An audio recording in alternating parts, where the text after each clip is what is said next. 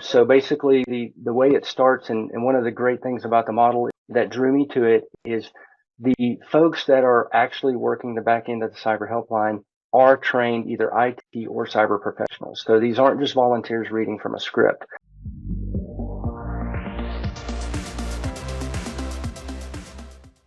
Everybody, my name is Mark Greisiger with NetDiligence. We're continuing on with our cyber blog series. Each month we'd like to interview an outside expert, really just for education and awareness sake for the cyber insurance industry and the partners we support. So today I got the pleasure and honor of interviewing David Forrestall. David is the CEO of Secure IT 360. David, we're friends. I know I met him many years ago. He comes to the NetDiligence Cyber Summit conferences. He's a thought leader in our industry in many things cybersecurity related. NetDiligence actually engages his firm to do some penetration testing sometimes. And so, David, thank you so much for being here today. Thanks for having me, Mark. I'm really glad to be here and talk about a topic that I'm passionate about. Yeah, and that we'll jump right in there. Last time I saw you, David, in Philadelphia a few months ago at a conference, you were talking to me about a charity project you're super interested in, cyber, and it centers around cyber risk and assisting victims. And I'll let you go into this, but it caught my attention because we're so accustomed to supporting larger companies with sophisticated security, who have budgets, who have cyber insurance. And when you have all those things, you can access top experts like yourself. Saturday night, when all hell was breaking loose, you had a ransomware event. Oh my gosh, I'm going to get an expert on the phone who can help me mitigate the loss. And those cyber policyholders would often engage an expert like yourself. But what this group you're working with is actually assisting people, victims who have no access to other experts like yourself. So it's a cool thing, and it's in Cyber Helpline USA, again, Cyber Helpline USA, and I'll let David go into this. So let's just start right there, David. If you could describe this initiative. Yeah. So us being in the business for quite a while, we've got a security operations center. And, continually somebody will stumble upon our website, an individual, someone's hacked their Robinhood account, someone's got a hacked phone, bank accounts, or even cyber stalking, some of those things that individuals where we're really not equipped to stop what we're doing with the businesses we support to help them, nor do they have the funds or resources to hire us. So we were looking for a solution to that. And there are some based in the United States, but we stumbled across one in the UK called the Cyber Helpline. It was founded by a great gentleman named Rory Innes. It's about 6 years old now, and they have some great guides, but they're really only geared to help folks in the UK, individuals' advice about law enforcement agencies or how you treat different individuals.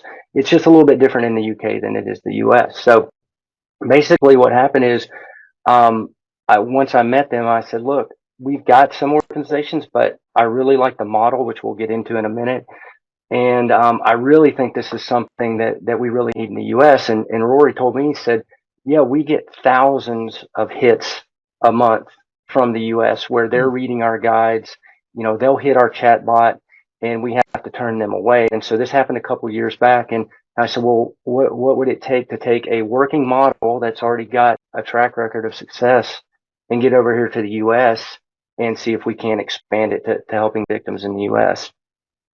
That's cool, man. Why recreate the wheel? I like that approach. So let's just stay on that theme, David. Let's talk about the intended use. Who is your audience then? Right. It's really going to be, either individuals or even sole practitioners. It's not limited. Like if you're an individual attorney or a very small business, nonprofit, and something happens, you're not necessarily going to be turned away. So basically the way it starts, and one of the great things about the model is that drew me to it is the folks that are actually working the back end of the Cyber Helpline are trained either IT or cyber professionals. So these aren't just volunteers reading from a script. I've personally been through the training to help support volunteers as well. It is many hours long. probably 8 to 10 courses. There's a test on it.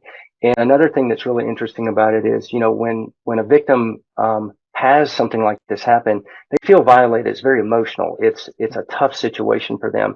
So there's also coaching for those of us that are volunteers on how to deal with those types of things and try to have some empathy for the victim and to the right place. So it has a chatbot that has over an 80% accuracy rate that gets many of and it's been trained over years, and it gets many of the cases to resolution just by getting them to the right self-help guide.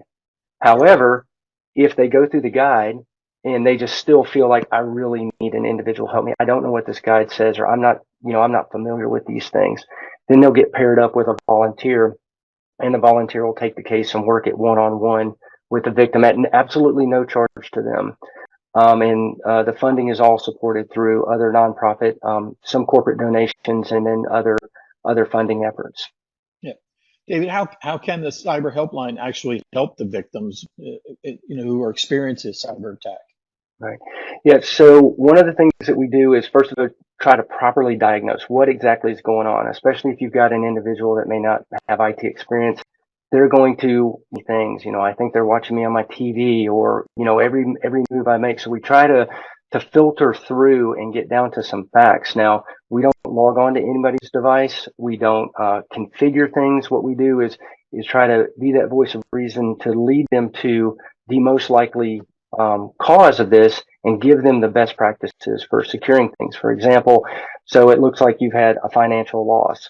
Was it just one credit card? Was it a bank account? Well, let's go through and change all the passwords. Again, basic stuff, but sometimes when these folks are really in a panic and they're thinking, what else, when's the other shoe going to drop?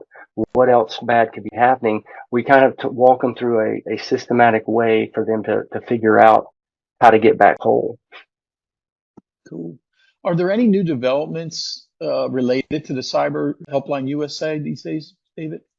Yeah, so part of the reason I'm here is we finally were able to get some initial corporate sponsors, including Access Capital, ourselves, Arate, and there are others as well. And we've started a pilot. It kicked off on June 1st in the United States. We have an experienced lady named Charlotte Hooper, who came over from the UK, and she's going to be leading the efforts over here in the States to help stand up and start, a full-blown USA implementation. So we kicked that off on June 1st, and we're looking forward to getting some momentum rolling so that it can start to be an entity that will stand on its own, but still be very tightly affiliated with the UK parent. Nice. Well, the one final question I have for you is your company, Secure IT 360. How do you guys fit into this picture? Well, can't really take credit other than we bumped into them and had the great conversation with them. I have the fortunate chance of going over to the UK a couple of times, and I really felt with the network, especially the NetDiligence and the other networks that we work in, this is just a great way to, even if you're a cyber professional and you just want to give your time, or if you're involved in the cyber community and you can support by funding. Also, too, all of the legal expertise that are in our circles as well. That's a piece that's not really touched yet. That these individuals, as they're recovering, sometimes they do need some legal advice. So that's on the roadmap for the future. So I just felt like the great community that I've been blessed with, and all the people I'm around. This is something that we can all stand behind with the talents that we've been given, and we can reach out and support them. So we're right now in the pilot phase. We've got funding to get through at least the first 6 months. And what we're looking to do is we've got plenty of volunteers as well, which is great. I mean, the amount of interest is what we really are looking for. Some corporate funding. We're doing some fundraising during Security Awareness Month in October, and you'll hear more about that. But we're really looking for the next step with some corporate funding so we can put all these volunteers to work and we can help more victims. So, David, that's a wonderful summary. Thank you. If someone wants us to learn more or reach out to you, what's the best way they can do that? If you go to our website, you will see the URLs displayed here at the end of the broadcast. Also, the Cyber Helpline has a USA page where we're starting to build out our USA efforts. Very cool. All right, Dave, thank you so much. Greatly appreciate learning about this. So, All right, thanks for having me, Mark, and I appreciate you guys partnering and helping us get the word out because I'm quite sure that this is something a lot of our community can get behind. absolutely. My pleasure. All right. Thank you, everybody.